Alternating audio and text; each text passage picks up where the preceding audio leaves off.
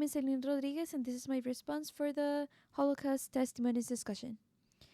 After reading and analyzing deeply, carefully, the evidence provided, I noticed that there's a huge contrast between the drawings and the transcript.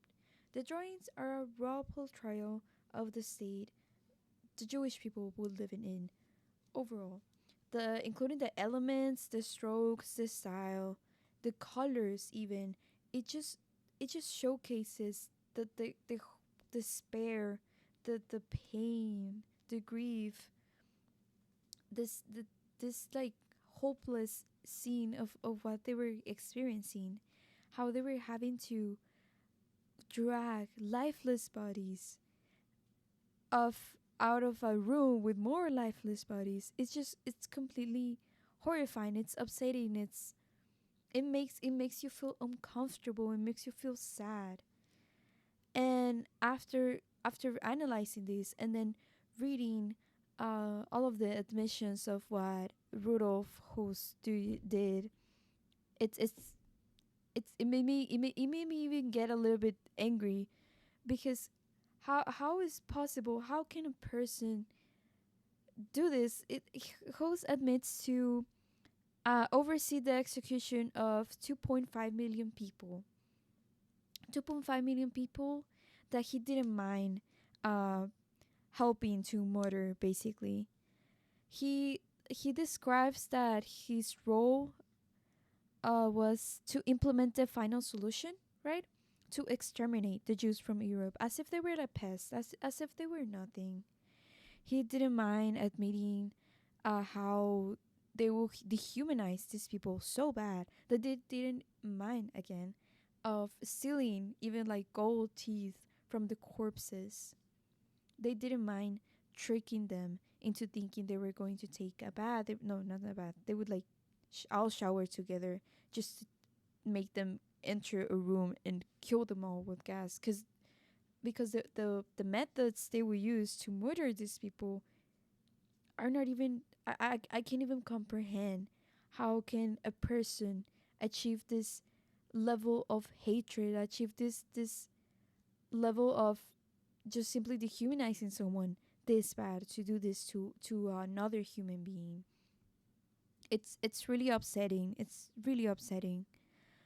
And I think what drove the Nazis to have this thinking, um it was mostly influenced by Nazi propaganda and anti-Semitism. This anti-Semitism sentiment that came from a while ago, verdad?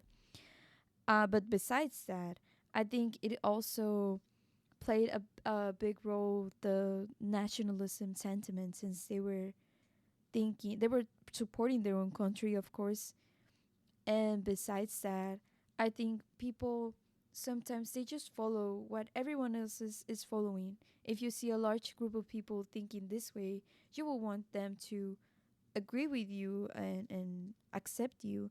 So you will just follow them along. And I think that since everyone was doing this, I'm sorry, eventually they normalize this idea. They normalize this way of thinking, because once you repeat something over and over, including for the vulnerable, um, the most vulnerable people that were like the youngest, the teenagers, the young adults that were still learning that were still learning about life. If they're taught that something is wrong since they were little, they're gonna believe that from the rest of their lives. Um, if I were in 1945 after the war and I will have the opportunity to draft policies to help out um, post-war Europe, I will try to help out survivors of the Holocaust, by establishing refugee camps, including medical aid in there and trauma support, because of course they will need a lot of mental health after being abused and dehumanized that bad. And besides that, I will try to promote human rights to prevent this kind of genocide happening again. It's really important that we raise awareness, and then we understand that even if someone is different than you, they're still human beings and they still deserve respect. Thank you.